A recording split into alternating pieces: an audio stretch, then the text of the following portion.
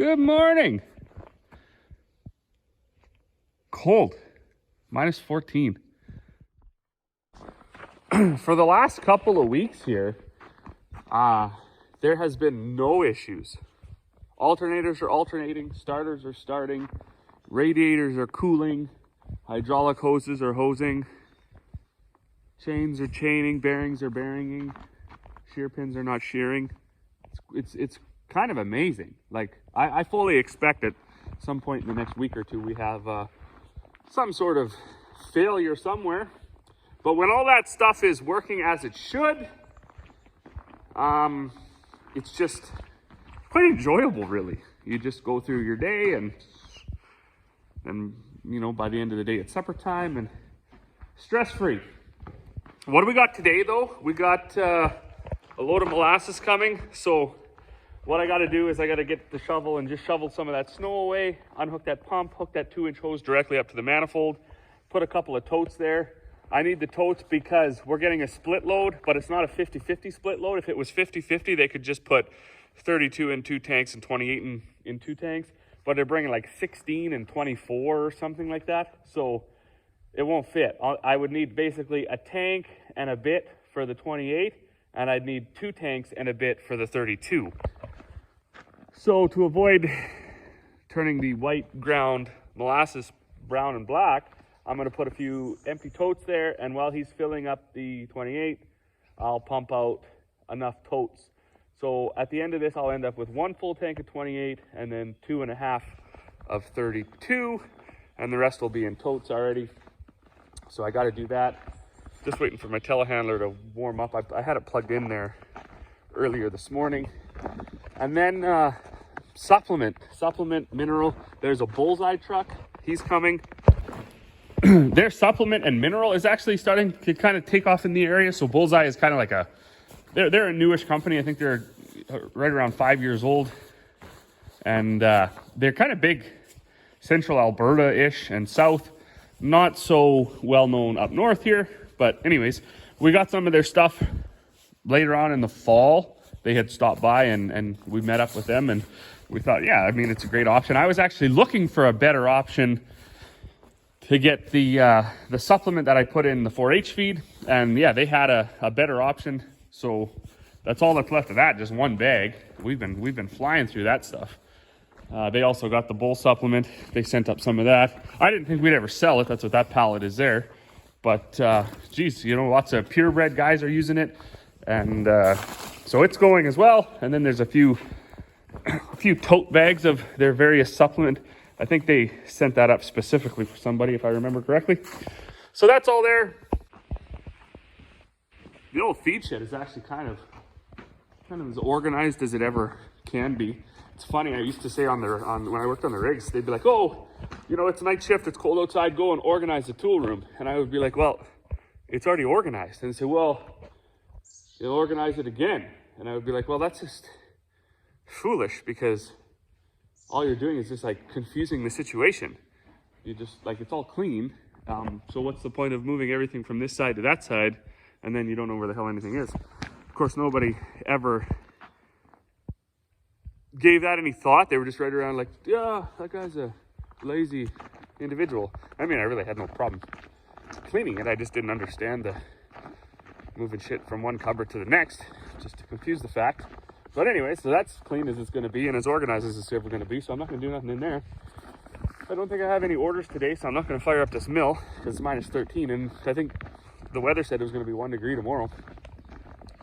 There's totes over here that I got to get and take them over there. So maybe I'll go fire up the telehandler. Oh, this is funny. I didn't do that, but I'm pretty sure I know who did. He's not here right now. So that's got to be addressed. We do have, we have another cage that somebody poked fork holes in the bladder of. So I'm going to go get that cage and we'll switch this one out, because that's being all wrecked like that. That's no good.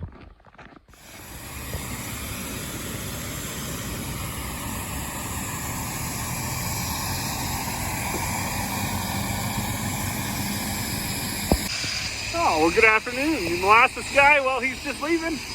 We got 3 tanks filled right up, but then I filled those 4 totes, and they hold about 3,000 pounds each. So the last tank didn't get full, got whatever, quarter full. So they only bring about 40 ton at a time. And he's off back to Lethbridge. So I think Lethbridge from here is like, I should check, 11 hours or so. It's a haul. Crazy. And from my understanding, that's the only Westway molasses plant in Canada. So everything in Canada comes out of Lethbridge. At least as far as Westway products go. I don't even know if there are other options. I think there is a plant out in Manitoba, but that would be farther. It's not a Westway plant, it's something else.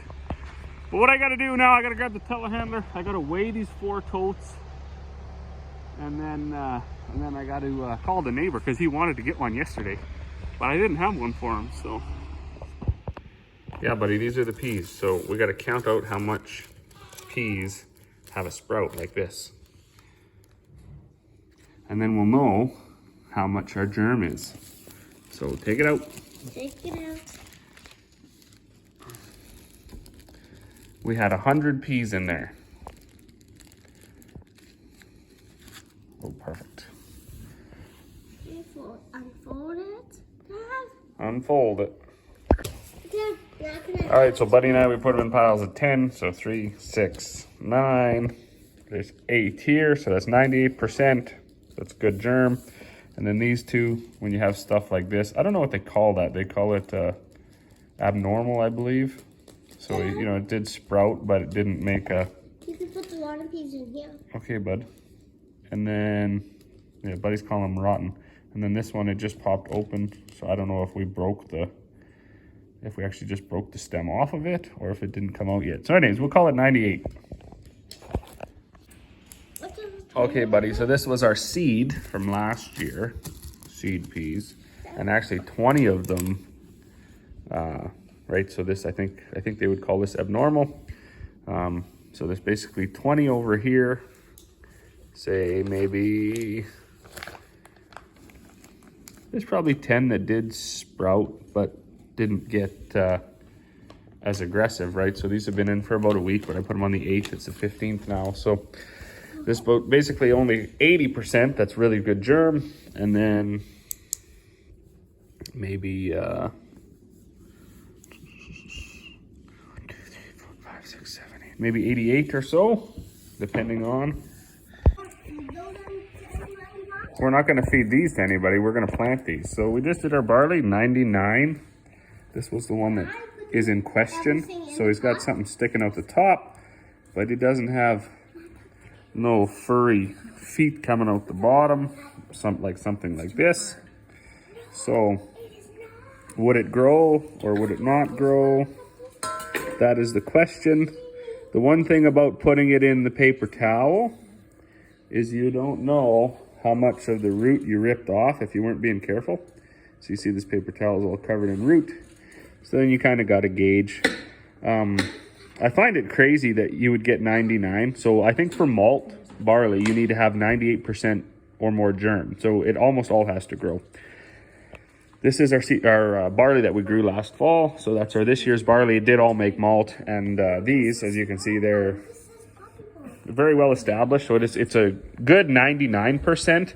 But you kind of got to laugh. Like, why couldn't it be 100? Like, so I'm going to go with, I probably damaged this one, and I probably pulled his sprout and his root off because this root was beside him, or sorry, this sprout. So I think that might have been sticking out the top, like so. And I think he might have had some roots sticking out the bottom. So we're gonna go with 99, 100, somewhere in there. I'm very happy with that. Anyways, that means we'll have certainly a lot of barley seed. We'll have a lot of pea seed. Okay, well this is why we do the count. This was our seed barley from last year, and there's 31 that didn't grow. So that's what, 69% germ. That's not very good. So we most likely will, we won't seed this. You could seed it if that was your only option. You just type it into the seed rate calculator, seed a whole bunch more. But because that's not our only option, we have all that good malt barley from this year, and it's the same variety, just has better germ. Most likely, there was only about 1,000 bushels of this left just in the bottom of a bin. So we'll just grind it up. It'll go for feed, and we'll clean up a bunch of our malt. All right, now the wheat is counted up, 96 on our seed wheat that we had a little bit left over from last year, about 1,000 bushels, and like 95, probably 6, 7, 8, 98 on the new wheat.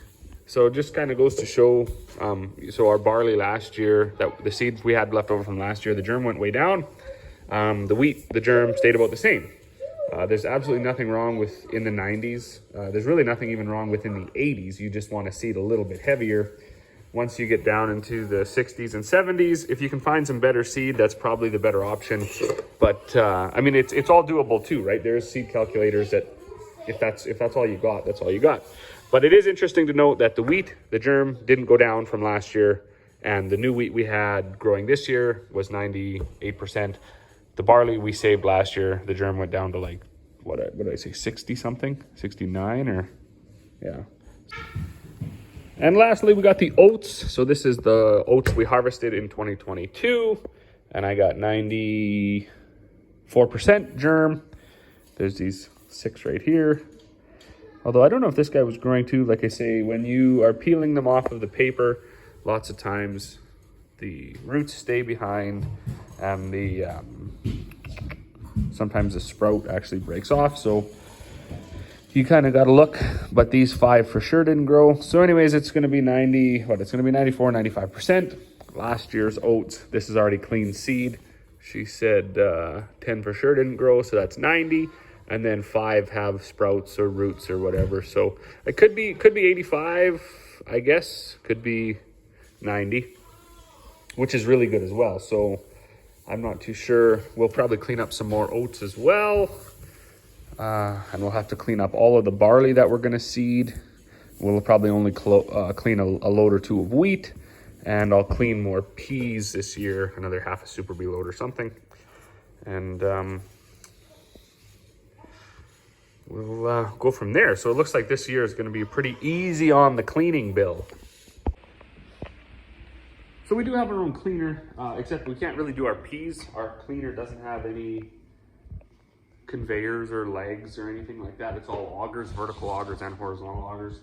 And they're not ultra modern augers, so they're actually quite hard on pulses. And it was funny, last year we tried to clean a little bit, and I climbed up into the pea truck and it just looked like ground peas, like into the clean truck. So that didn't work. So the peas will have to haul to the plant. This barley, oats, wheat, we can clean ourselves. All the sprouts are gonna go to the chickens. And I'm gonna head out to the shop, I guess, now and see what the day is gonna do. Hey, well, I just got out to the shop here now. Hopefully that germ stuff made sense. You know, long story short, we had some seeds saved from last year that the germ is a little bit lower than the stuff we just combined. So it would just make sense. What we'll do is we'll save that wheat. It was only like 1 or 2% off of this year's wheat, so we'll seed that. The oats we most likely won't seed. We'll clean up new seed, and the barley we won't save. We'll clean up new seed. So that's that. Spotted an oil leak right here. I had my telehandler in here last night. My dad said that one wheel seal is leaking, so I better check that there's no oil in that. Before I do that, I'm going to put these cages back together. Somebody brought back a tote there, and the cage was just totally thundered. So with the 150 totes or so that we've had out in circulation, they haven't all made it back in one piece. Some of them have had little holes in them. Some of the cages are broke. Some of the pallets have been broke. So instead of just crushing them and throwing them away, we saved them, and now we can start to Frankenstein, take pieces from this tote and that tote, put them together to make a new tote. So that's what I'm gonna do right now. And then I'm gonna go get that telehandler because I wanna make sure there's oil in there. I would hate to blow up one of those, what are they called, planetaries or whatever. That would suck, because those are probably real expensive. Well, I gotta say, I'm pretty proud of myself. I got the new cage on here, got everything straightened again. That was the old one, just totally mangled. But what comes with being mangled is these bladders are usually all squished in. So I put a valve stem in here in the lid, so I can fill it up with air. And then you give it a few kicks, and usually everything pops out. The corners are pretty hard to get. Sometimes you got to reach through with a stick and help it do its thing. But most of it looks like a toad again. So that's a win for me. The next is to grab all this shrapnel and fire it in the garbage, I guess. And then bring that telehandler over here and check that if there's still oil in that. Hub, planetary, wheel, driver, mabob, whatever it's called.